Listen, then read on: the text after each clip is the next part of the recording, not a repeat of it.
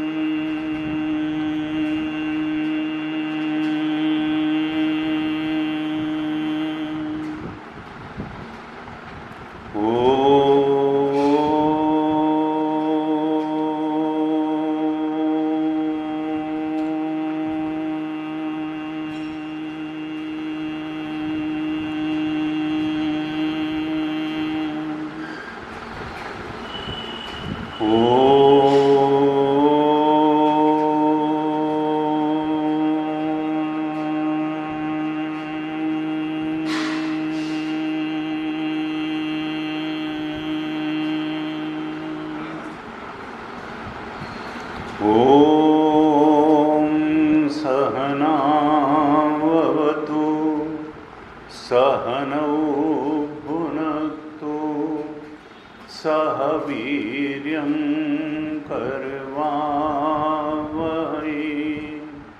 तेजस्विनावधीतमस्तु मा विद्विषावहै।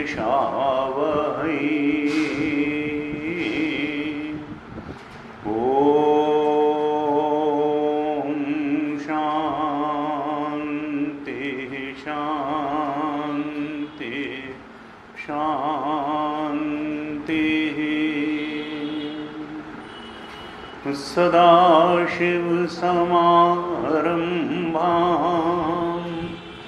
शङ्कराचार्यमध्यमाम् अस्मदाचार्यपर्यन्तां वन्दे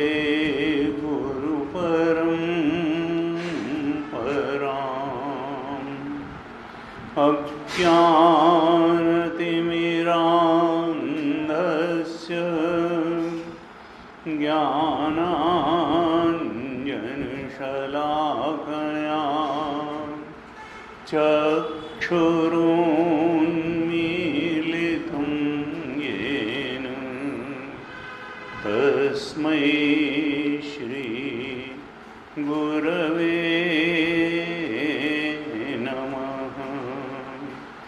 तस्मै श्री गुरवे नमः। सच्चिदानन्दरूपाय विश्वोत्पत्त्यादिहेतवे तापत्रयविनाशाय श्रीकृष्णाय वयं नुमः। यं प्रव्रजन्तमनुपेतमपेतकृत्यं द्वैपायनो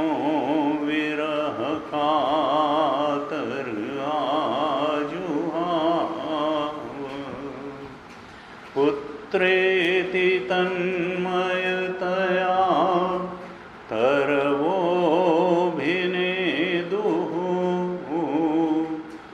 तं सर्वभूतहृदयं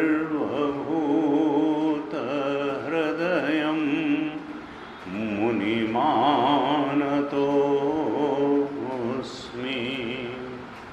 तं सर्वभूतहृदयं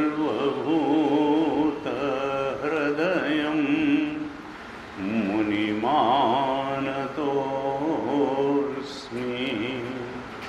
नारायणं नमस्कृत्य नरं चैव नरोत्तमं देवीं सरस्वतीं व्यासं ततो जयमुदीरये।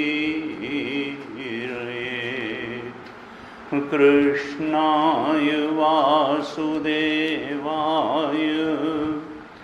हरये परमात्मने प्रणतक्लेशनाशाय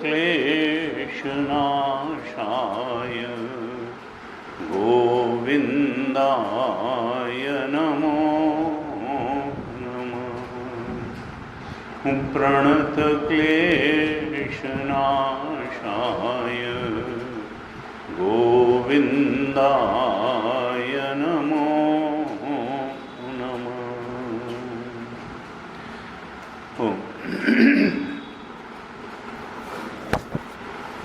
श्रीमद् भागवत महापुराण के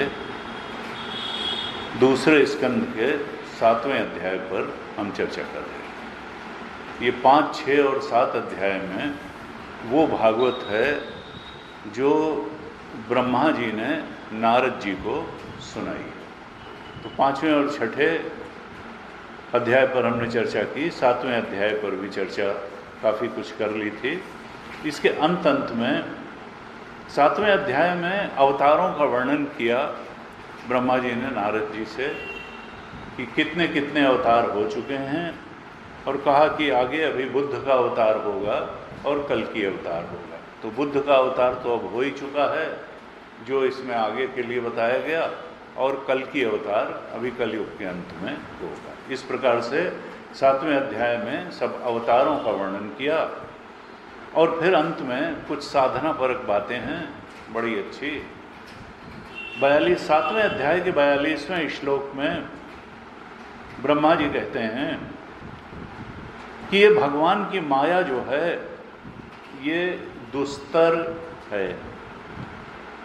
गीता जी में भी कहा कि दैवी हेषा गुणमयी मम माया दुरत्या मामेव ये प्रपद्यन्ते माया मेताम तरन्तिते, कि ये दुस्तर जो माया है बड़ी कठिनाई से इसके पार जाया जा सकता है। लेकिन क्या कोई नहीं जा सकता है इसके पार? कहाँ नहीं जा सकता है? कौन जा सकता है? कहा जो मामेव ये प्रपद्यन्ते, जो मेरी शरण में आ जाता है। और वहां एव शब्द लगाया, मेरी नहीं, मेरी ही, माम एव ये प्रपद्यन्ते, मेरी ही शरण। क्योंकि हम इच्छाओं की शरण में रहते हैं, संसार की शरण में रहते हैं, संसार के भोग पदार्थों की शरण में रहते हैं, हम अपने बैंक बैलेंस की शरण में रहते हैं, अपने संबंधों पर हमको बड़ा विश्वास है। और भगवान क्या कहते हैं? जो केवल और केवल मेरे शरणागत होकर के रहता है, जो मेरे शरणागत होकर के रहता है उसका कोई हानि नहीं होती है। वो इस दुस्तर माया के पार चला जाता है। यानी माया के पार जाने का एक जो उपाय भगवान ने बताया कि देखो, जो माया की शरण में रहेगा वो माया में ही फंसा रहेगा, और जो मेरी परमात्मा की शरण में रहेगा वो माया के पार चला जाएगा। और ये पूरा संसार, ये हमारा अंतःकरण, ये हमारा फिजिकल बॉडी, ये हमारी वासनाएं, इच्छाएं, ये सब माया के ही क्षेत्र में हैं। संसार के अनेकों आकर्षण, भय, लुभाना, डराना, ये सब माया के क्षेत्र में है। इस सब का जो अधिष्ठान है, सच्चिदानंद जो हमारा चेतन स्वरूप है, वो भगवान है। तो परमात्मा क्या कहना चाहते हैं श्री कृष्ण कि तुम उस परम चेतन, परम आनंद, परम सत्य परमात्मा की शरण पकड़ो, और ये माया और माया के पदार्थों की शरण छोड़ो, तब तो तुम माया के पार जाओगे। माम एव ये प्रपद्यन्ते, जो मेरी और मेरी ही शरण में रहते हैं, तो माया में ताम तरन्ति थे, वे माया के पार चले जाते हैं। और ये माया है कैसी? तो कहा दैवी है ये अर्थली नहीं है, ये मनुष्य की क्रिएट की हुई नहीं है, ये डिवाइन है। और आदमी अपने प्रयासों से जो ईश्वर की रचना है उसके पार नहीं जा सकता। ईश्वरीय नियम के अनुसार जो बातें हो रही हैं उसके पार जाना मनुष्य के बस की बात नहीं है। हाँ, भगवान की कृपा से तो कुछ भी हो सकता है। तो ये माया कैसी है? दैवी है और गुणमयी है, यानी त्रिगुणात्मिका है माया। सत, रज और तम, इन तीन गुणों का ही एक नाम है माया। तमोगुण, रजोगुण, सतोगुण। तमोगुण डोमिनेट करेगा तो आलस्य का मन करेगा, रजोगुण डोमिनेट करेगा तो काम, क्रोध, लोभ, मोह, मद, मत्सर, क्रियाशीलता होगी, चलो भाई कुछ करो। और सतोगुण डोमिनेट करेगा तो फिर परमात्मा चिंतन में मन लगेगा, सत्संग में मन लगेगा, ध्यान में मन लगेगा, पूजन में मन लगेगा, स्वाध्याय में मन लगेगा। और साधना क्या है कि तमोगुण और रजोगुण कम होते चले जाएं और सात्विकता बढ़ती चली जाए, सतोगुण बढ़ता चला जाए। और सतोगुण जब बढ़ता चला जाएगा तो फिर परमात्मा की कृपा भी आती चली जाएगी और भगवान की शरणागति बढ़ती जाएगी और तब माया के पार जाना हो जाएगा, सत्वातीत जाना हो जाएगा, तीनों गुणों के पार जाना हो जाएगा।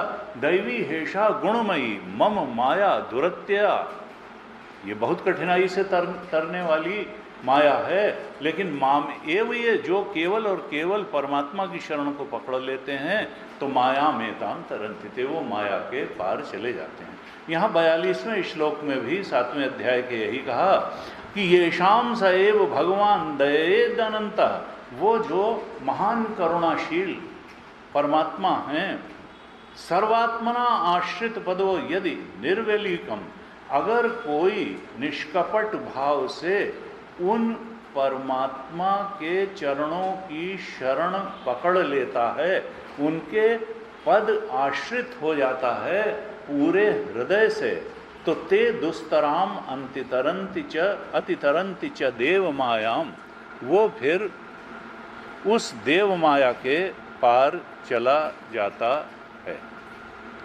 ये जो दुस्तर देव माया है उसके पार चला जाता है।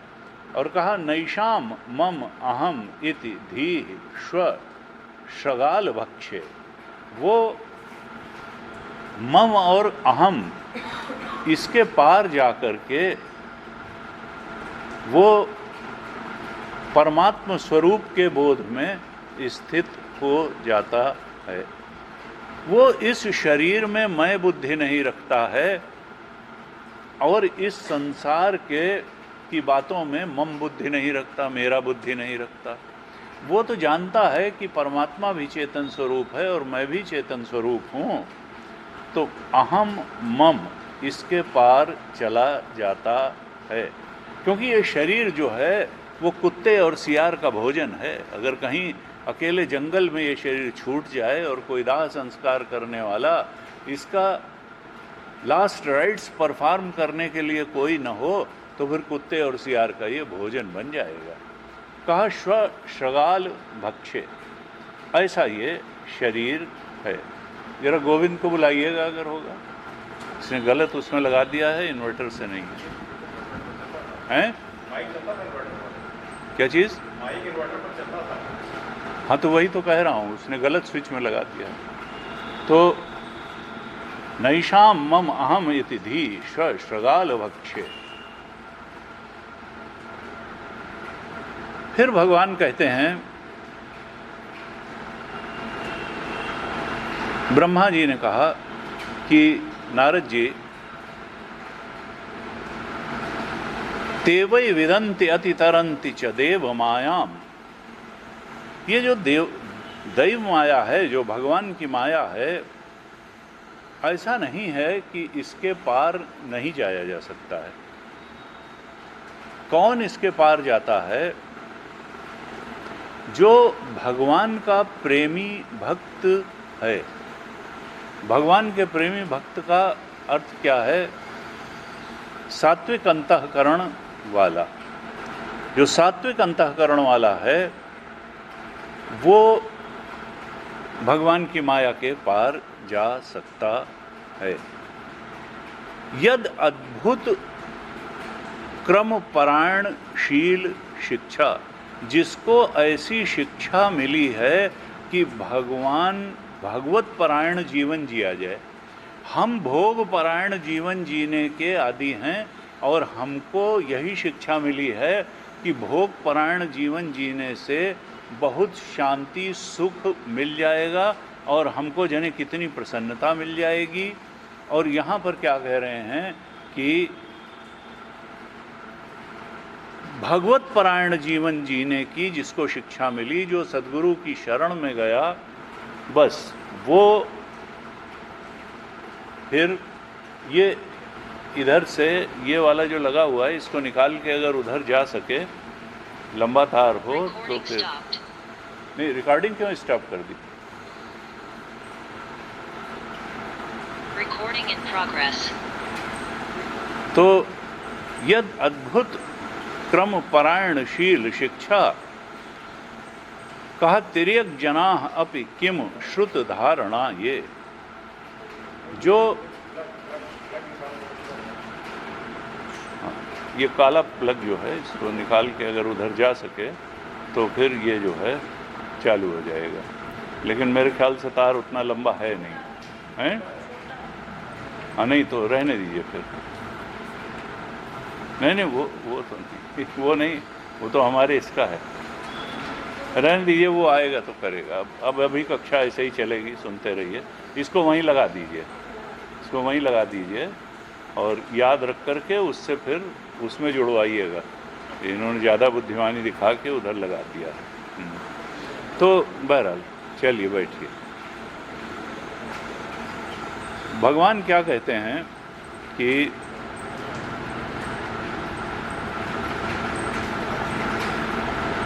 ब्रह्मा जी कहते हैं नारद जी से कि नारद जी, परमात्मा का वास्तविक स्वरूप है कैसा? कहा शश्वत प्रशांतम अभयम प्रतिबोध मात्रम। ये भगवान का जो स्वरूप है ये बोध मात्र है, अर्थात ज्ञान मात्र है और शाश्वत है। भगवान ये नहीं है कि पैदा हुए हैं और मिट जाएंगे, शाश्वत है और प्रशांतम है। हरिओम हरिओम। और प्रशांत है और अभय स्वरूप है। जो भगवान की शरण पकड़ेगा भय उसके जीवन से विदा हो जाएगा। नित्य है, प्रशांत है उनका स्वरूप, अभय स्वरूप है और ज्ञान मात्र है, प्रतिबोध मात्रम। शुद्धम समम, बिल्कुल प्योर है, शुद्धम, उसमें मिलावट नहीं, क्योंकि अद्वितीय है, भगवान जैसा दूसरा है ही नहीं। मिलावट जब होती है तब जाकर के अशुद्धता आती है। यहाँ तक कि पानी में अगर दूध की भी मिलावट हो जाए तो फिर शुद्ध पानी नहीं रहेगा। और भगवान तो अद्वितीय हैं, भगवान जैसा तो कोई है ही नहीं। समसत्ताक कुछ भी नहीं है। ये संसार और जीव और शरीर बाकी सब तो प्रतीति मात्र हैं। ये तो माया की उपज है। माया तो सुपर इम्पोजिशन है, माया तो प्रतीति मात्र है, माया तो मिथ्या है, सत्य तो परमात्मा ही है। तो सत्य दो नहीं है, एकम सत्य। तो भगवान जो हैं वो शुद्ध हैं और सम हैं और सद असत परम। जितना भी स्थूल सृष्टि है और जितनी भी सूक्ष्म सृष्टि है उन दोनों के परे हैं परमात्मा। स्थूल सृष्टि हम जानते हैं, हमारा शरीर स्थूल है, संसार की सारे भेद विभेद स्थूल हैं, हमारा अंतःकरण सूक्ष्म है, मन बुद्धि सूक्ष्म है, इंद्रियां सूक्ष्म है। तो स्थूल और सूक्ष्म दोनों सृष्टि के परे है परमात्मा। आत्म तत्वम, वो आत्म स्वरूप है, शुद्ध चेतन स्वरूप है, शुद्ध ज्ञान स्वरूप है। कहा शब्दों न यत्र, वहां तक शब्दों की पहुंच नहीं है। शब्द संसार की बातों को एक्सप्लेन कर सकते हैं, भावनाओं को भी एक्सप्लेन कर सकते हैं, विचारों को भी एक्सप्लेन कर सकते हैं, लेकिन परमात्मा का वर्णन करने की सामर्थ्य शब्दों में नहीं है।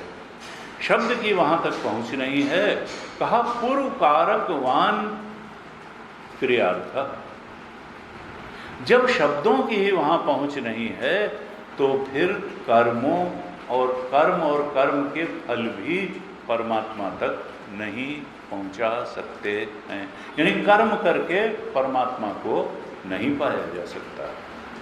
माया परैति अभिमुखे च विलज्यमाना, माया भी परमात्मा के सामने जा करके लजा करके भाग खड़ी होती है।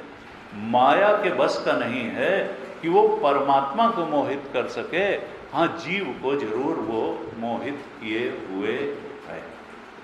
ऐसा परमात्मा का स्वरूप बताया। फिर कहते हैं ब्रह्मा जी नारद जी से कि तद्वै पदम भगवतः परमस्य पुंस, वो भगवान का जो स्वरूप है, जो ब्रह्म स्वरूप है, उसी का ऋषि लोग मुनि लोग ध्यान करके आनंद ब्रह्म के रूप में साक्षात्कार कर लेते हैं और विशोकम अजस्रम, शोक रहित होकर के अजस्र सुख में स्थित हो जाते हैं। अर्थात परमात्मा शाश्वत सुख स्वरूप है। ऐसा नहीं है, लोग कहते हैं ना कि मिलेगा क्या, उनको लगता है संसार ही पाने से सब कुछ मिल जाएगा। अरे संसार पाके भी तो तुम सुख ही पाना चाहते हो, और थोड़ा थोड़ा सुख देता है संसार, परिणाम में बहुत ज़्यादा दुख दे देता है। और परमात्मा तो अजस्र सुख रूप है, शाश्वत सुख स्वरूप है। परमात्मा को पाने से अजस्र सुख मिल जाता है और शोक की आत्यंतिक राहित्य हो जाता है, शोक से मुक्ति हो जाती है और परम सुख की प्राप्ति हो जाती है। कहा इस प्रकार से जो साधु पुरुष हैं, जो जिज्ञासु हैं, वो परमात्मा में भली प्रकार से अपने मन को लगा देते हैं। संध्यंग्र नियम यतयो यम कर्त हेति, वो और साधनों को छोड़ देते हैं। कर्मों को काटने वाले, कर्मों को काटने का साधन क्या है? कर्मयोग। इच्छाश्रित कर्म की जो है ईश्वराश्रित कर्म करना, परमात्मा को प्रसन्न करने वाला कर्म करना। यहाँ कहा कि जो भगवान के अनन्य भक्त हैं, वो फिर कर्म का सहारा ले करके भगवान को पाने का प्रयास नहीं करते। वो तो भगवान में पूरी तरह से अपने मन को लगा देते हैं और अपनी इंद्रियों और मन का संयम करके उस परम चेतन, परम ज्ञान, परम सत्य को ही मन बुद्धि में धारण कर लेते हैं और बाकी सारे साधनों का त्याग कर देते हैं। और इस प्रकार से अपने स्वरूप चेतन में ही दृढ़ता से स्थित हो जाते हैं। क्योंकि जब परम सुख और परम शोक राहित्य की बात स्वरूप स्थिति से मिल सकती है, भगवान को मन और बुद्धि समर्पित करने से मिल सकती है, तो फिर अन्य साधनों का लाभ क्या है? अन्य साधनों को वो उसी प्रकार छोड़ देते हैं। यहाँ एक बड़ा सुंदर दृष्टांत दिया, कहा निपान खनित्रम इंद्र, जैसे कुआं खोदने की कुदाल का इंद्र के लिए कोई महत्व नहीं है, क्योंकि इंद्र तो स्वयं मेघों का राजा है। वो तो दुनिया भर में वृष्टि करके और सबको जल वितरण कर देता है। अब उसको कुआं खोद करके जल निकालने की क्या जरूरत है? इसी तरह से जो अपना मन बुद्धि परमात्मा में लगा देते हैं, उनको फिर कर्म आदि अन्य साधनों का आधार लेने का कोई कारण नहीं रह जाता है। जैसे इंद्र के लिए कुदाल और मिट्टी खोदने के जो यंत्र हैं वो बेकार हैं, क्योंकि वो तो जल से भरा हुआ मेघों का राजा है।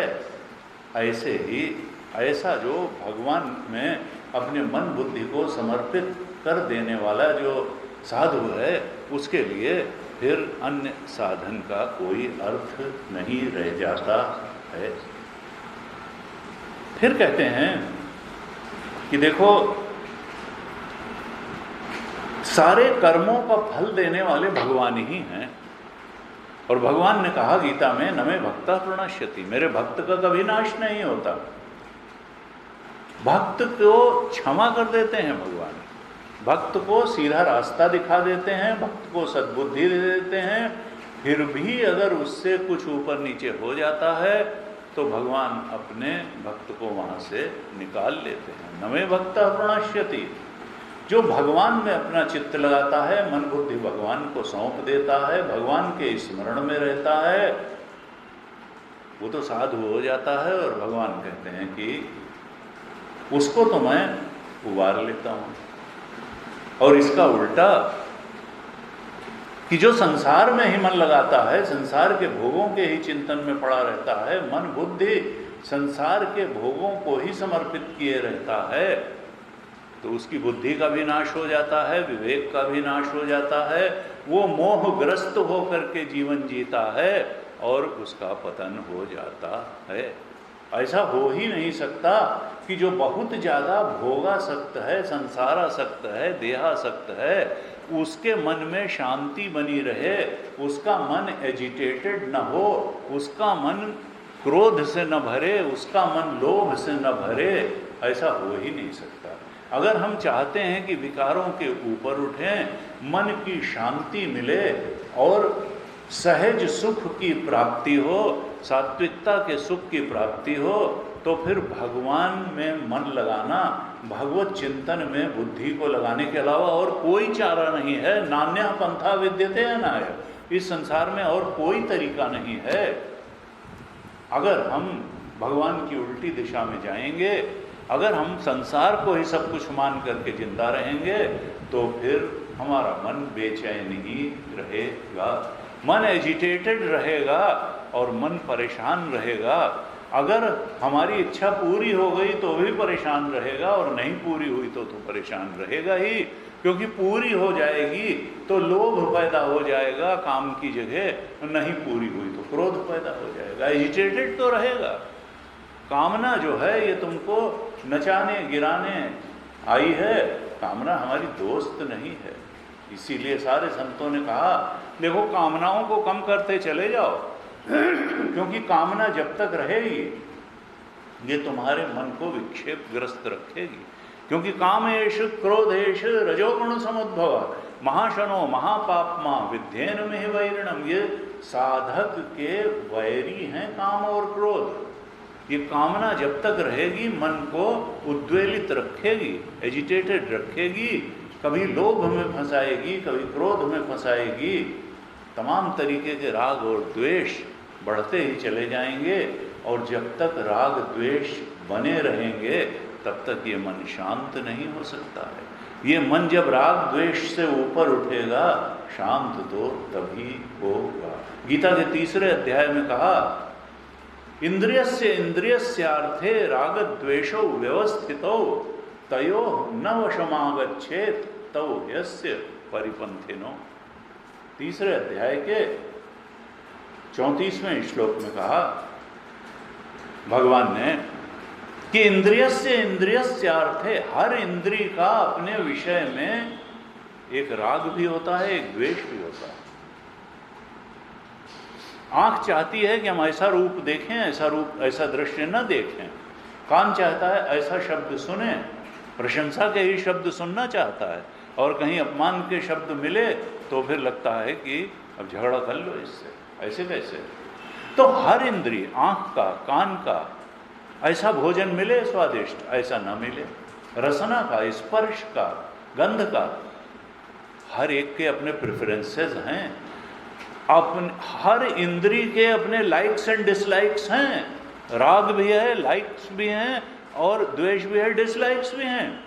कहा देखो तयोः न वशमागच्छेत्, बहुत ज़्यादा इंद्रियों के अर्थों के राग द्वेष में मत पड़ो, क्योंकि ये तुम्हारी साधना का सारा बल छीन लेंगे। ये रास्ते के डाकू हैं, परिपंथिनों हैं।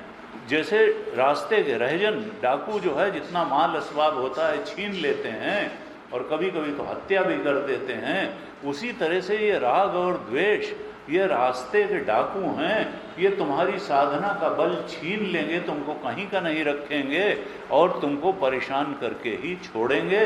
ये भटकाते रहेंगे, नचाते रहेंगे, परेशान किए रहेंगे। इसलिए भगवान ने कहा कि हे साधक, तुम राग और द्वेष से ऊपर उठो। इस संसार के राग में पड़ना भी खतरनाक है और इस संसार के द्वेष में पड़ना भी खतरनाक है। तुम राग और द्वेष से ऊपर उठ करके अपना व्यवहार करो, अपना कर्म करो। दूसरे अध्याय में भगवान ने कहा था, दूसरे अध्याय के 64 और 65 श्लोक में भगवान ने कहा था कि अगर तुम ऐसा कर लोगे, राग द्वेष वियुक्तस्तु विषयान इंद्रियश्चरन् आत्मवश्यैर विधेयात्मा प्रसादमधिगच्छति।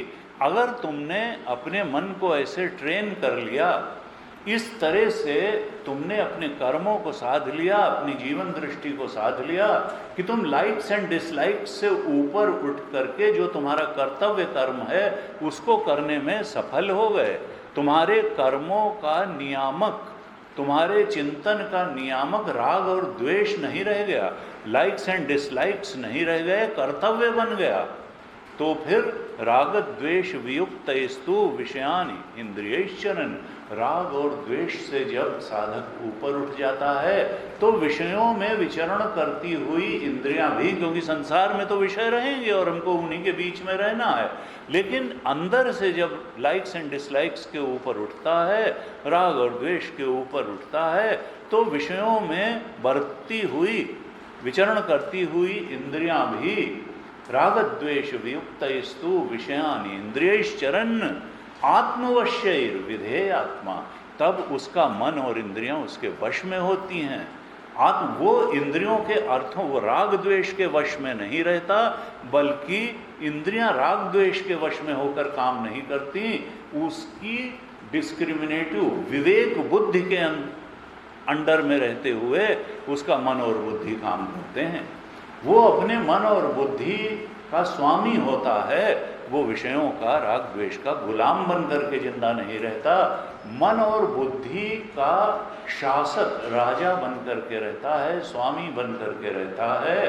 और वो जो कर्तव्य कर्म करने को कहता है अपने मन और इंद्रियों को, उस प्रकार से मन और इंद्रियां वर्तन करती हैं, बरतती हैं। तो आत्मवश्यैर विधेयात्मा, अब वो आत्मोन्मुखी जीवन जी रहा है, अब वो परमात्मोन्मुखी जीवन जी रहा है, अब वो राग द्वेष का जीवन नहीं जी रहा है। आत्मवश्यैर विधेयात्मा, तो उसका शुभ परिणाम क्या निकलेगा? प्रसादमधिगच्छति, अब उसके मन में प्रसाद अर्थात प्रसन्नता, सहज शांति, सहज प्रसन्नता, सहज समता, सहज तृप्ति विराजेगी। बाहर कोई चीज़ की आवश्यकता नहीं है कि मिठाई हो और ये हो और वो हो, उनसे मिलना हो, यहाँ जाना हो, ये ना, प्रसादमधिगच्छति आत्मवश्यैर विधेयात्मा प्रसन्न, सहज प्रसन्नता विराजेगी।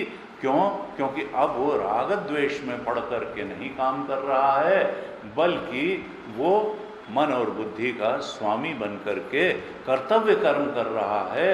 उसकी यात्रा भगवदोन्मुखी है, आत्मोन्मुखी है, परमात्मोन्मुखी है, उसकी राग और द्वेषोन्मुखी जीवनचर्या नहीं है। फिर कहते हैं 65वें श्लोक में दूसरे अध्याय के कि प्रसादे सर्व दुखानाम, ऐसा प्रसाद, ऐसी प्रसन्नता, ऐसी सहज प्रसन्नता और सहज स्वामित्व इंद्रियों और मन का जब हो जाता है साधक के पास, तो कहा प्रसादे सर्व दुखानाम हानि, सारे दुख चले जाते हैं। सर्व दुखानाम हानि है, सारे दुखों की समाप्ति हो जाती है और हर समय प्रसन्नता बनी रहती है। प्रसादे सर्व दुखानाम हानि अस्य उपजायते, दुखों की तो हानि हो जाती है और हर समय सहज प्रसन्नता मन में विराजती रहती है। आत्मवश्यैर विधेयात्मा, कहा प्रसादे सर्व दुखानाम हानिरस्योपजायते और प्रसन्न चेतसो ह्याशु बुद्धि पर्यवतिष्ठते। ऐसे प्रसन्न चित्त साधक की, प्रसन्न जिसमें सहज प्रसन्नता, वो आत्म शांति है, वो आत्म सुख है। प्रसन्न चेतसो ही आशु, उसकी बुद्धि स्थिर हो जाती है। अब संसार के आकर्षण और विकर्षण से न तो लुभाती है न डरती है। टेम्पटेशन और फियर का जीवन समाप्त हो जाता है। अब परम शांति और परम सुख का जीवन वो प्राप्त कर लेता है। कहा प्रसन्न चेतसो ह्याशु बुद्धि पर्यवतिष्ठते। हमारी बुद्धि स्थिर नहीं है। हमारी बुद्धि थोड़ा सा कुछ खराब बात हुई तो परेशान हो जाती है, थोड़ा सा कोई अनुकूल बात हुई तो हर्ष से भर जाती है।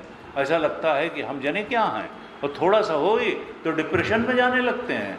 अरे व्हाई टू डिप्रेस, क्यों हर्ष इतना हो जाए, क्यों हो जाए? एक सहज प्रसन्नता विराजनी चाहिए, और वो कैसे होगी? गीता के रास्ते चल करके होगी, भागवत जी के उपदेशों के रास्ते पर चल करके होगी। तो कहा ऐसा जो है, जब हम शास्त्रों के दिखाए रास्ते पर चलते हैं तो हमारी बुद्धि स्थिर होती है, राग द्वेष से ऊपर उठ जाते हैं, सहज प्रसन्नता हमारे चित्त में विराजती है। कहा यहाँ जो कर्म का फल है भगवान देते हैं, कर्म का फल देने वाले भगवान हैं। रमण महर्षि ने कहा कर्तुराज्ञया प्राप्यते फलम कर्म किम परम कर्म तज्जड़म। पहला ही श्लोक है उपदेश सार का, कि ये कर्म अपने आप को फल में परिणत नहीं कर सकता। कोई चेतन सत्ता, कर्म तो जड़ है, कर्म जड़ है, कोई चेतन सत्ता चाहिए कर्म को फल में परिणत करने के लिए। कर्तु जो महाकर्ता है परमात्मा, उसी की आज्ञा से कर्म का फल प्राप्त होता है। इसीलिए भक्त को थोड़ा ज़्यादा फल प्राप्त हो जाता है और अभक्त को कई बार थोड़ा कम फल प्राप्त होता है। कर्म प्रधान विश्व रचि राखा, जो जस करे सो तस फल चाखा, तदपि करहि सम विषम विहारा, भगत अभगत हृदय अनुसारा। तुलसीदास जी ने कहा कि ये कर्म प्रधान विश्व रखा हुआ है भगवान ने रच के, जो जैसा करेगा वो वैसा भरेगा। अच्छा काम करोगे अच्छा परिणाम आएगा, अनुकूल परिस्थिति मिलेगी, सुख मिलेगा, और खराब काम करोगे प्रतिकूल परिस्थिति मिलेगी और दुख पाओगे। कर्म सिद्धांत से बाहर कोई नहीं जा सकता है, और कर्म सिद्धांत इस सृष्टि में भगवान ने बना के रखा हुआ है। फिर कहा कि लेकिन एक और सिद्धांत बना के रखा है, वो है कृपा सिद्धांत। केवल कर्म सिद्धांत ही नहीं है, कृपा सिद्धांत भी है। तो ये तो एक सामान्य सिद्धांत है कि कर्म प्रधान विश्व रचि राखा, जो जिस करे सो तस फल चाखा। लेकिन कृपा सिद्धांत भी है कि तदपि करहि सम विषम विहारा, भगत अभगत हृदय अनुसारा। अगर भक्त है तो उसको कर्म का, उसके अवगुण को भी भगवान थोड़ा किनारे कर देते हैं, और दुर्गुण को या तो दूर कर देते हैं या कोई सद्गुरु भेज देते हैं, और नहीं तो उसका थोड़ा ध्यान रखते हैं। जैसे माँ अपने बच्चे का ध्यान रखती है। गुरुजी कहते थे, भाई पड़ोसी आया झगड़ा करने कि तुम्हारे बच्चे ने हमारे घर में ईंटें फेंके हैं, और बच्चा अपनी माँ के पीछे आकर के छुप गया। तो अब माँ क्या वहाँ दंडाधिकारी की तरीके से, वो तो कहेगी कि नहीं नहीं हमारा बच्चा ऐसा कर ही नहीं सकता है, अरे गलती से चला गया होगा, वो तो प्रोटेक्ट करेगी अपने बच्चे को, और यही माँ का कर्तव्य भी है। तो परमात्मा हमारी माँ है, कुछ गलती हो भी जाती है तो परमात्मा हमको प्रोटेक्ट करते हैं, क्योंकि उस समय भक्त के लिए वो दंडाधिकारी नहीं है, भक्त के लिए वो माता पिता सुहृद सब हैं। चलो गलती हो गई तो चलो थोड़ा माफ़ करो, इसको एक और अवसर दो और थोड़ा सिखा पढ़ा करके इसको ठीक कर लो। तदपि करहि सम विषम विहारा, भगत अभगत। अभक्त के लिए केवल कर्म सिद्धांत, और भक्त के लिए कृपा सिद्धांत। इसलिए भक्ति का इतना महत्व है, सत्कर्म का भी महत्व है, लेकिन भक्ति का महत्व तो सत्कर्म से भी बहुत ज़्यादा है, और ज्ञान की तो बात ही फिर क्या है। कहा ये जो शरीर जो है, ब्रह्मा जी कहते हैं, नारद जी, ये शरीर तो प्रारब्ध के अधीन है, कर्म फल का ही परिणाम है, प्रारब्ध का परिणाम है। प्रारब्ध जैसे ही पूरा होगा ये शरीर नष्ट हो जाएगा, ये शरीर प्रारब्ध पर्यंत रहेगा। लेकिन जो इसमें रहने वाला देही है, चेतन पुरुष है, वो शरीर के नष्ट होने से नष्ट नहीं होता है। देही नित्यम अवध्योयम देहे सर्वस्य भारत, दूसरे अध्याय के संभवतः 29वें श्लोक में भगवान ने कहा कि देही नित्यम, 30वें श्लोक में कहा, देही नित्यम अवध्योयम देहे सर्वस्य भारत तस्मात् सर्वाणि भूतानि न त्वं शोचितुम अर्हसि। भगवान कहते हैं अर्जुन से, ये तुम क्या मोह में पड़े हो कि वो हमारे पितामह हैं और हमारे गुरु हैं और हमारे कजिन हैं और हमारे जीजा साले ताऊ ससुर मामा चाचा सब हैं, ये मर जाएंगे। अरे देही थोड़ा मरता है, देह मरता है। देही नित्यम अवध्योयम देह, सारे देहों में जो देही चेतन पुरुष बैठा है वो अवध्य है, उसको तुम्हारे प्राण नहीं मार सकते हैं, ये देह को खाली मार सकते हैं। देही नित्यम अवध्योयम देहे सर्वस्य भारत, कहा तस्मात् सर्वाणि भूतानि, इसलिए किसी भी प्राणी के लिए शोक करना उचित नहीं है। प्रारब्ध पर्यंत, तुम नहीं भी मारोगे तो सब मरेंगे, तुम्हारे बाण से ही मरे ऐसा थोड़ा है। काल का पंजा तो किसी भी तरीके से आएगा और जीवन पूरा हो जाएगा। तो तुम किसी भी प्राणी के मौत पर अफसोस करने के लिए नहीं हो, तुम तो स्वधर्म का पालन करो, तुम क्षत्रिय हो, तुम अपना युद्ध करो, या तो युद्ध में जीतोगे तो धरती का भोग करोगे, और अगर युद्ध में तुम मारे जाओगे तो स्वर्ग का खुला हुआ द्वार हो तुम्हारे लिए होगा। तो इसलिए स्वधर्म का पालन बहुत आवश्यक है, कर्तव्य का पालन आवश्यक है। तुम ये मत देखो कि कौन विपक्ष में खड़ा हुआ है, कौन मरेगा, कौन जिएगा, क्योंकि वास्तव में तो मृत्यु है नहीं, मृत्यु तो होती नहीं, मृत्यु एक संभावना है। केवल ये सूक्ष्म शरीर का स्थूल शरीर से अलग हो जाना, इसी को हम मौत का नाम देते हैं। और हमने चूंकि दूसरे की ही मौत देखी, इसलिए हम मौत से बहुत डरते हैं और मौत को बहुत बड़ा सत्य मानते हैं। लेकिन वास्तविकता यह है कि अपना मरना किसी ने देखा नहीं और देख सकता नहीं है, क्योंकि कोई मरता ही नहीं है, मरता ही नहीं है। केवल फिजिकल बॉडी का छूटना और एक नए फिजिकल बॉडी का मिल जाना, यही तो है। जातस्य ही ध्रुवो मृत्यु ध्रुवम जन्म मृतस्य च तस्माद् अपरिहार्यर्थे न त्वं शोचितुम अर्हसि, ये भी कहा भगवान ने। अरे ये देह का छूटना, वासांसि जीर्णानि यथा विहाय नवानि गृह्णाति नरोपराणि तथा शरीराणि विहाय जीर्णानि अन्यानि गृह्णाति नवानि देहि, ये तो वस्त्र की तरीके से एक देह छूटेगा और दूसरा मिल जाएगा। तुम तो ऐसा कुछ काम करो, ऐसी सत्कर्म करो, ऐसी भक्ति करो, ऐसा ज्ञान आत्मा का प्राप्त करो कि ये शरीर छूटने के बाद दूसरा शरीर प्राप्त न हो। ये शरीर प्राप्त होना कोई बहुत अच्छी ऊंची और श्रेयस्कर बात नहीं है। आत्मा में मुक्त हो जाना श्रेयस्कर बात है, आत्मबोध श्रेयस्कर बात है, गॉड रियलाइजेशन बड़ी बात है, सेल्फ रियलाइजेशन बड़ी बात है। तुम तो अपने आत्मा के सच्चे स्वरूप के बोध में ये शरीर छूटने के पहले ही स्थित हो जाओ। ये हमारे ग्रंथों का, गीता का, भागवत का आह्वान है। तुम शरीर छूटने की चिंता मत करो, ये मरना वरना कुछ नहीं है।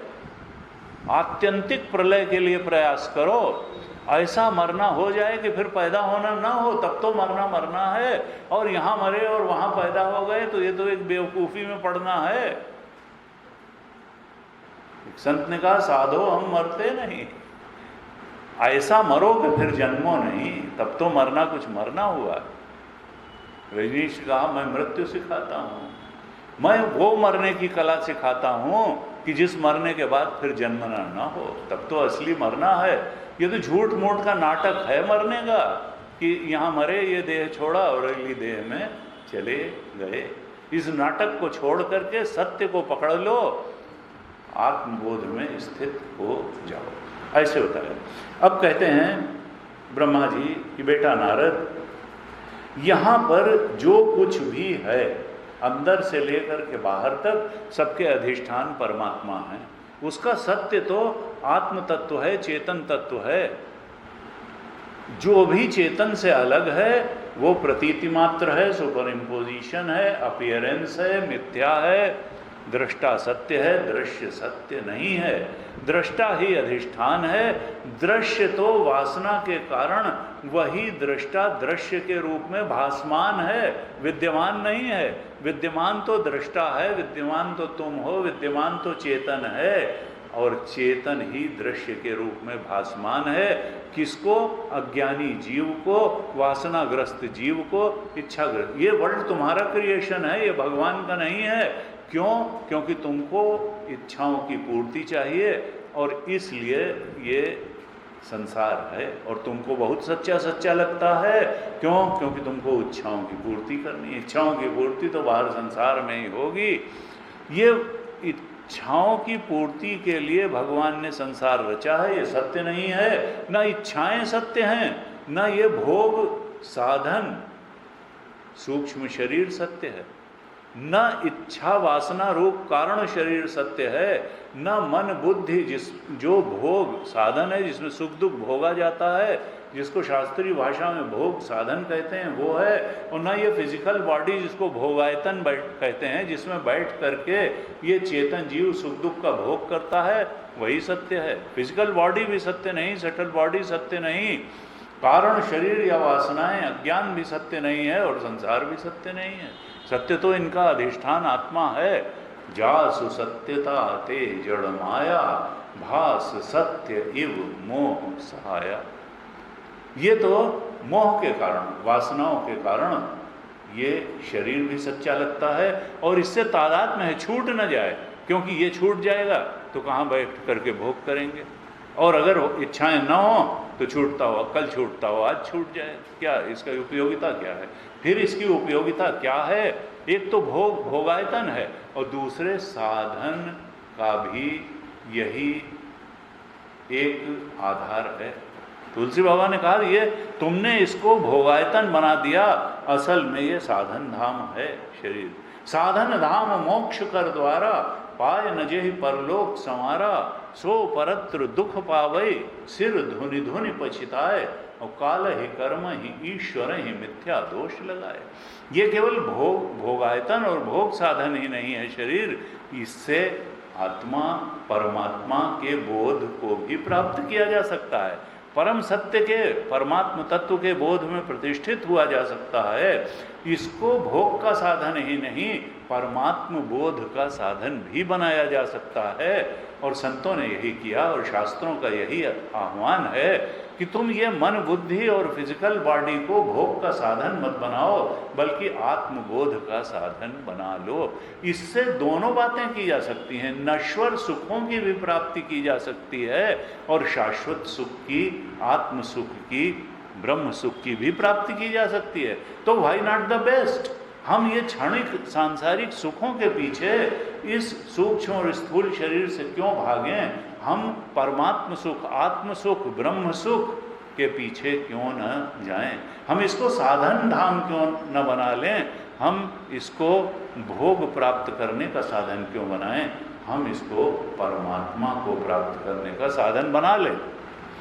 तो ये उपदेश किया नारद जी को ब्रह्मा जी ने, और कहा नारद जी, भगवान तो सबके अधिष्ठान हैं, भगवान के बाहर कुछ भी नहीं।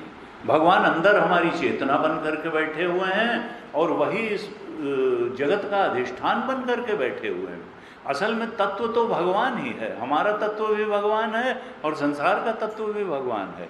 भगवान के अलावा सच्ची चीज यहाँ कुछ नहीं है, सब झूठी चीज है। झूठी का मतलब जो बदलने और मिटने वाली है, और सच्ची का मतलब जो पहले भी थी, आज भी है और आगे भी रहेगी। त्रिकालेति तिष्ठति इति सत्यम।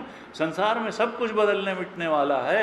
हमारा शरीर भी बदलने मिटने वाला है, हमारी मन बुद्धि, हमारी भावनाएं, हमारे विचार भी बदलने मिटने वाले हैं, हमारी इच्छाएं भी बदलने और मिटने वाली हैं। जो कुछ बदलता और मिटता नहीं है वो शुद्ध चेतन तत्व है, परमात्म तत्व है, जो हमारा अधिष्ठान है, जो संसार का अधिष्ठान है, जो भगवान का ट्रू नेचर है। ऐसे बताया और कहा देखो यही भागवत है और यही मुझे नारायण ने सुनाई थी, जो मैंने तुमको सुना दी। अब तुम ऐसा करो, इदम भागवतम नाम त्वम एतद विपुली कुरु। 7वें अध्याय के 51 श्लोक में कहा देखो इसी का नाम भागवत है जो भगवान नारायण ने मुझे सुनाई थी। अब नारद तुम ये करो कि ये तो मैंने बहुत भगवान की विभूतियों का संक्षेप में तुमसे वर्णन किया है, तुम इन विभूतियों का विस्तार कर करके संसार में इसका प्रचार करो, जिससे लोग भगवत तत्व का बोध प्राप्त करके अपने जीवन को धन्य बना सकें। यही तुम्हारा काम अब होना चाहिए। कहा 52 श्लोक में 7वें अध्याय के, यथा हरौ भगवती नृणाम भक्तिर भविष्यति सर्वात्मनि अखिलाधारे इति संकल्प्य वर्णय। तुम तो ऐसा संकल्प करके, ऐसा निश्चय करके भगवान श्रीहरि की भक्ति का लोगों में प्रचार प्रसार करो, जिससे कि सबके हृदय में भक्ति देवी स्थापित हो जाएं, नर्तन करने लगें। किसकी भक्ति? भगवान की भक्ति। भगवान कैसे? सर्वात्मनि अखिलाधारे, जो सबके आत्मा बन करके बैठे हैं और सब कुछ का अधिष्ठान आधार बन करके बैठे हैं, जो सर्वात्मनि भी हैं और अखिल का आधार भी हैं, सर्वाधिष्ठान भी हैं, और जो सबके आत्मा, सबके अंदर चेतना बन करके बैठे हैं। ऐसे उन भगवान की भक्ति गेहे गेहे जने जने हर घर में स्थापित करो, हर मनुष्य के हृदय में उनकी भक्ति को स्थापित करो। यही तुम्हारा जीवन का लक्ष्य हो, जीवन का कार्य हो। इस प्रकार से ये 3 अध्यायों में ब्रह्मा जी ने नारद जी को भागवत सुनाई और फिर आह्वान किया कि अब तुम जो मैंने भागवत सुनाई है, जो भक्ति का उपदेश किया है, इसको गेहे गेहे घर घर और एक एक जन जन तक तुम पहुँचाओ, जिससे कि उनके हृदय में भक्ति नर्तन करने लगे और वो एक शाश्वत शांति, सुख और तृप्ति की स्थिति मनुष्य को प्राप्त हो सके, जो कि इसी तरह से हो सकती है। इस प्रकार से ये 3, 5, 6 और 7 अध्यायों में जो भागवत ब्रह्मा जी ने नारद जी को सुनाई वो यहाँ पूरी होती है। अब 8वें अध्याय में राजा परीक्षित जो है वो कहते हैं, वो गदगद हुए। राजा परीक्षित ने कहा, क्योंकि राजा परीक्षित के प्रश्न के उत्तर में ये भागवत सुखदेव जी ने सुनाई थी, हमारे यहाँ ग्रंथों का ये है। उन्होंने कहा था पहले भी परीक्षित ने प्रश्न पूछे थे तो उन्होंने कहा पहले भी ऐसा ही प्रश्न नारद जी ने ब्रह्मा जी से पूछा था, तो ब्रह्मा जी ने उसका जो उत्तर दिया था वही मैं तुम्हें सुनाता हूँ। तो इस प्रसंग में ये जो ब्रह्मा और नारद जी के बीच में भागवत घटी वो सुखदेव जी ने परीक्षित जी को सुनाई। परीक्षित जी ये सुन करके गदगद हो गए, तृप्त हो गए, अभिभूत हो गए।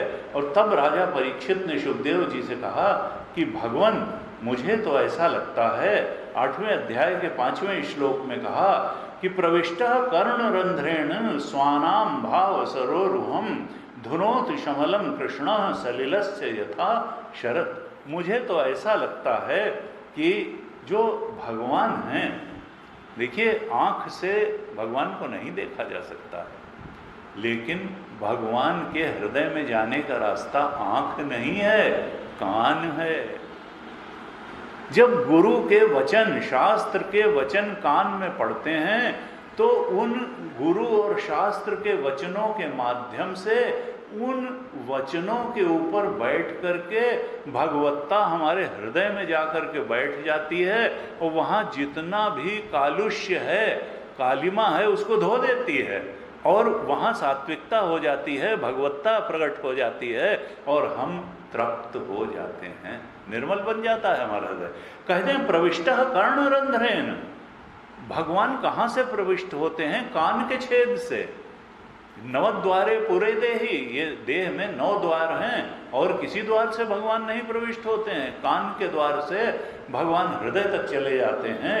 प्रविष्ट कर्णरंध्रेन स्वानाम भाव, इस हृदय कमल में जा करके, स्वानाम जो उनके भक्त हैं, केवल उन्हीं के, क्योंकि जो भक्त नहीं है वो तो प्रश्न चिन्ह लगाता रहेगा कि पता नहीं क्या बता रहे हैं। अरे पुरातन पंथी बात कब भागवत लिखी गई, हम मॉडर्न लोग हैं, हम तो सी बीच पे जा कर के पिकनिक मनाते हैं, हम तो डाउन आउट करते हैं, हम तो नाइट आउट करते हैं, हम तो क्लब में जा कर के नाचते हैं, और हम तो जो है हुक्का बार में जाते हैं, और हम तो जो है जन क्या क्या करते हैं। अरे ये कहाँ जो है कि भगवान कान से जा कर के हृदय में प्रविष्ट करते हैं। वो पता नहीं कितने कुतर्क के जाल फैला करके अपना अहित करते हैं और एजिटेटेड हो करके रजोगुण में परेशान होते हुए अपना जीवन जीते चले जाते हैं।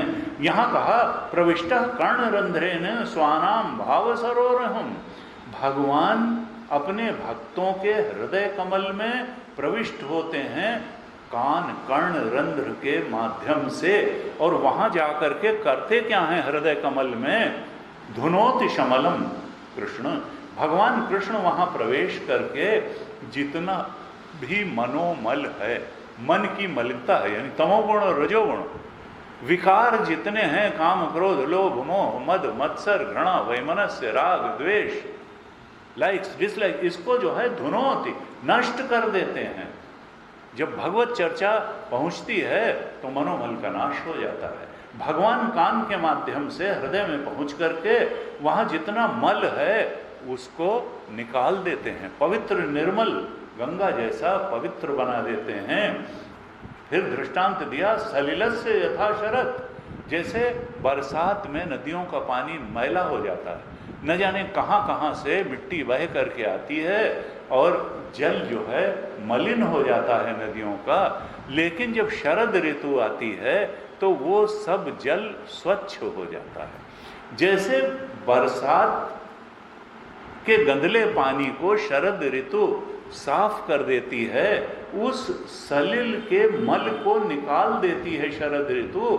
इसी तरह से जब भगवान कर्ण रंध्र के माध्यम से हृदय कमल में अपने भक्तों के जाते हैं तो वहाँ जितने विकार हैं, जितने मल हैं, उनको नाश कर देते हैं, धो देते हैं, निर्मल बना देते हैं।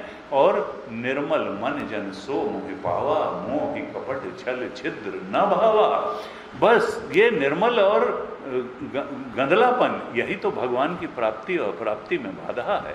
अगर चित्त शुद्ध हो जाए तो भगवत प्राप्ति में दे, वो तो हमारा स्वरूप ही है, चेतन तो हमारा स्वरूप है। जैसे जैसे मन निर्मल होता है वैसे वैसे हमारा आत्म तत्व, हमारा आनंद स्वरूप आत्मा उस निर्मल मन और बुद्धि में परिलक्षित होने लगता है, प्रकट होने लगता है। हम अवसर दे देते हैं उस आनंद स्वरूप को प्रकाशित होने का, अपने बुद्धि को निर्मल बना के, चित्त को मन को निर्मल बना करके। और ये सब कैसे होता है? सत्संग से, क्योंकि सत्संग में ही तो भगवान के बारे में, साधना के बारे में, स्वरूप के बारे में, संसार के स्वरूप के बारे में, क्या छोड़ना है और क्या पकड़ना है, इसके बारे में सुनने को मिलता है। और सुनते सुनते ही सब कुछ हो जाता है। जाई सुनत सकल संदेहा, राम चरण होई अति नेहा। सुनते सुनते ही सारे संदेह समाप्त हो जाते हैं और भगवान के चरणों में अनन्य प्रेम हो जाता है। इसलिए कहते हैं सत्संग नहीं छोड़ना चाहिए, जितना भी संभव हो सत्संग करते रहना चाहिए। सत्संगति किन्न करोति पुंसाम, सत्संग कौन सा लाभ नहीं करता जीवन में। तुलसीदास जी ने तो कहा, मति की रति गति भूति भलाई, जो जहि जतन जहां जस पाई, सो जानब सत्संग प्रभाव, लोकहु वेद न आनु पाओ। संसार में आज तक जिसको जो भी अच्छी बात मिली है वो सत्संग से ही मिली है। कोई डॉक्टर अगर अच्छा बना है तो अच्छे मेडिकल कॉलेज में पढ़ के ही बना है, अच्छे गुरु के सानिध्य में रह के ही बना है।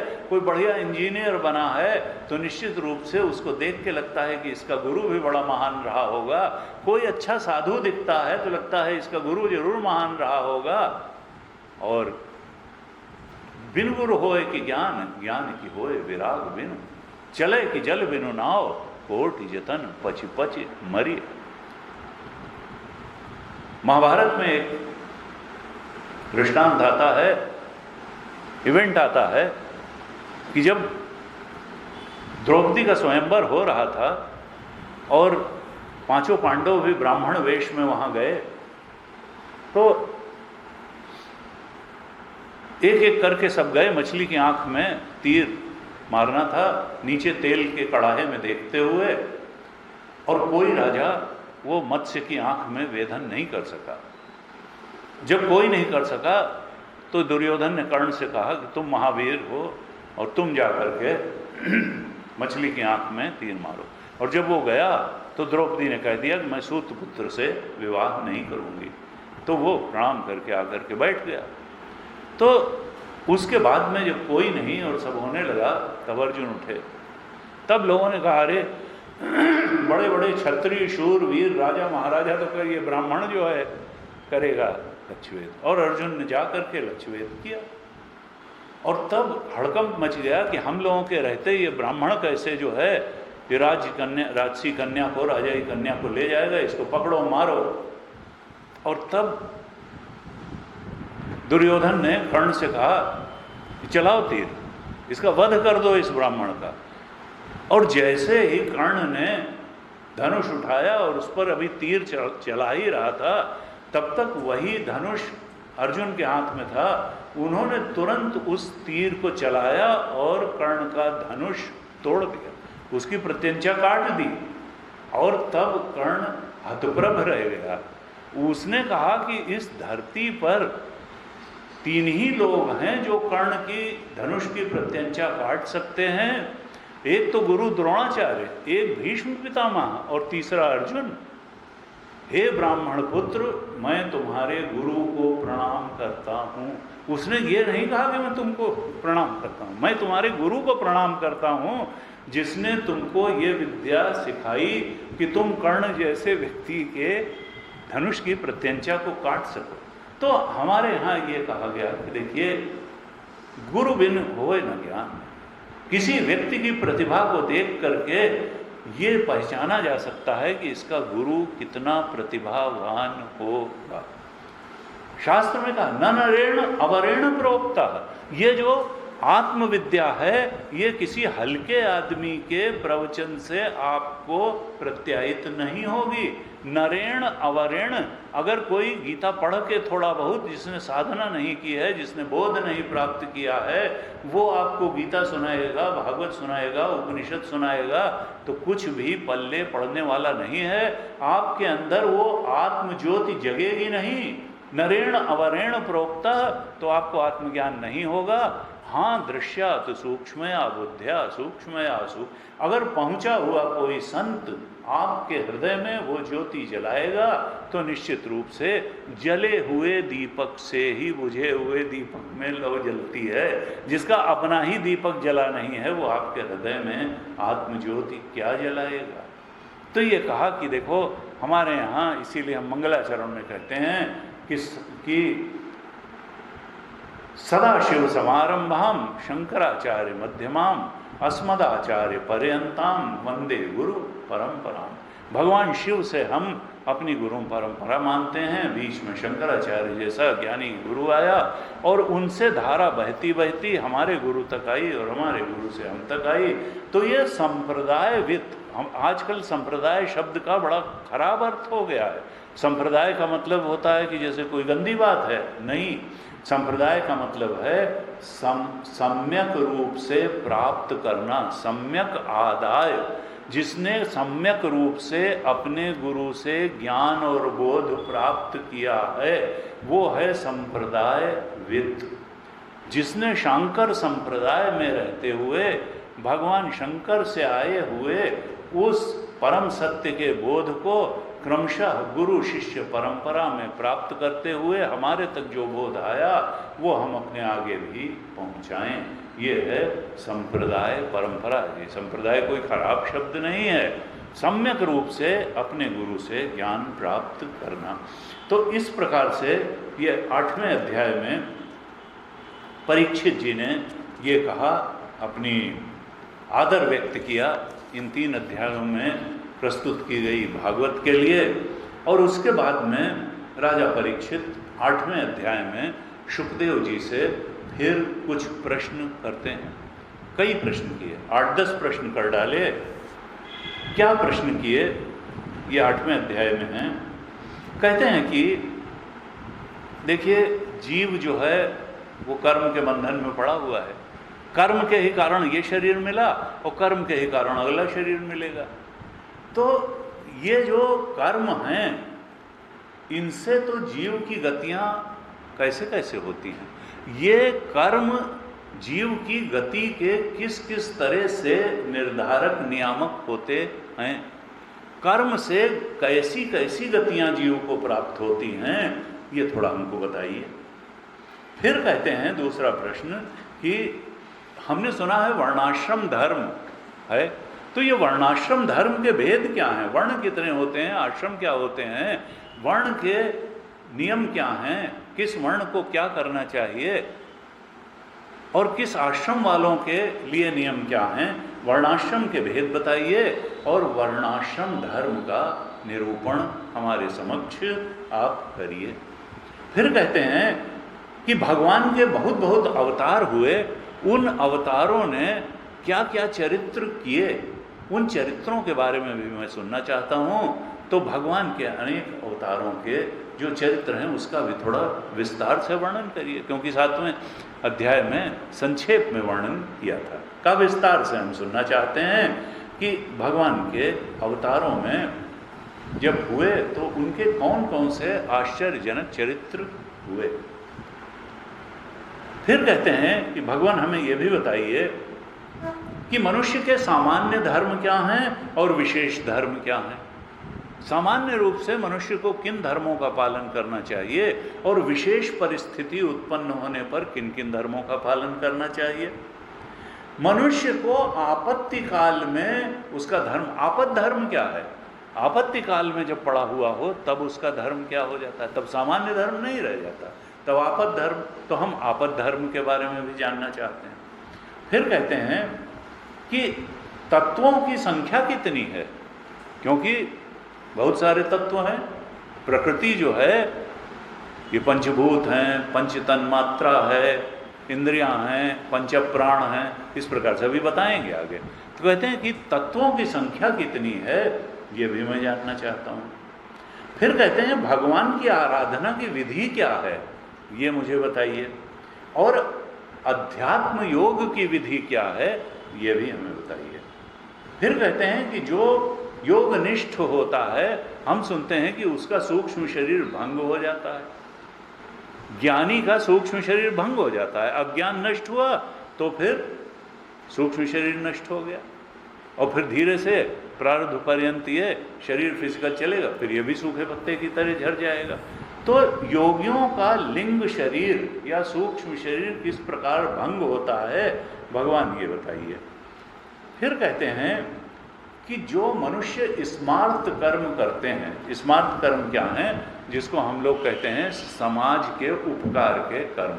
जैसे पहले क्या होते थे, कुआं खुदवा दिया, किसी के पास ज़्यादा पैसा हुआ तो उसने लोगों की भलाई के लिए कुआं खुदवा दिया, बावली खुदवा दी, प्याऊ खुलवा दिया, ऐसे कर दिया, तो स्मार्त कर्म। और कुछ वैदिक कर्म भी, यज्ञ यागादि जो कर्म है, तो कहा इनकी सबकी विधि क्या है, स्मार्त कर्म कौन कौन से हैं, वैदिक कर्म कौन कौन से हैं, काम्य कर्म कौन कौन से हैं, और अर्थ धर्म और काम के जो साधन हैं इनकी विधि क्या है और इनका फल क्या है, ये भी मुझे बताइए।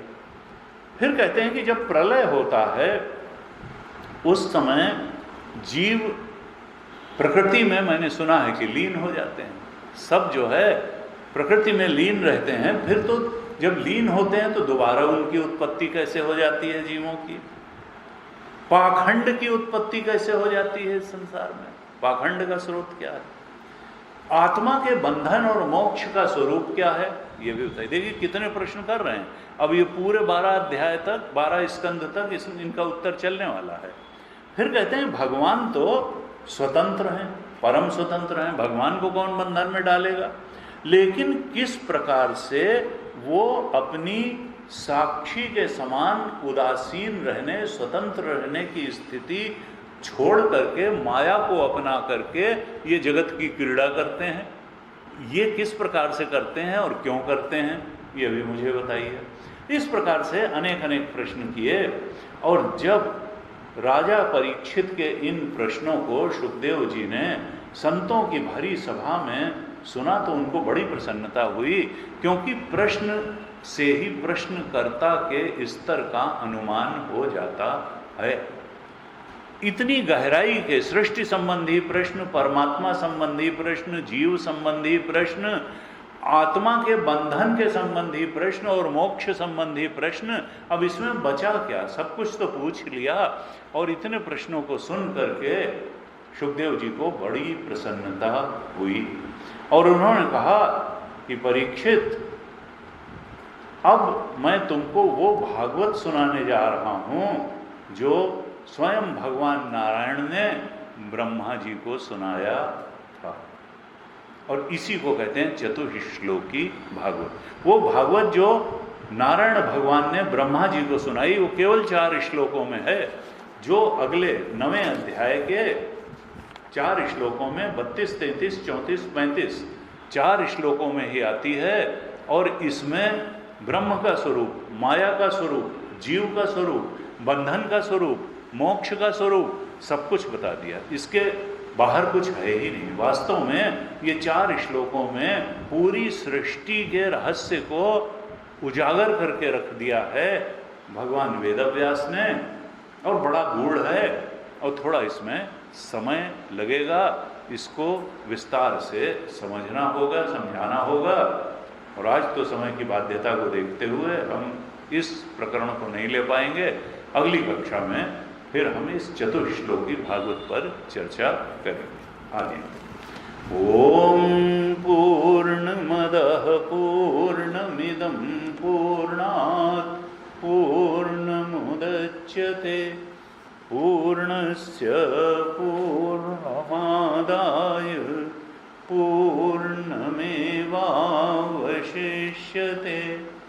ओम शांति शांति शांति। हरि ओम। श्री गुरुभ्यो नमः। हरि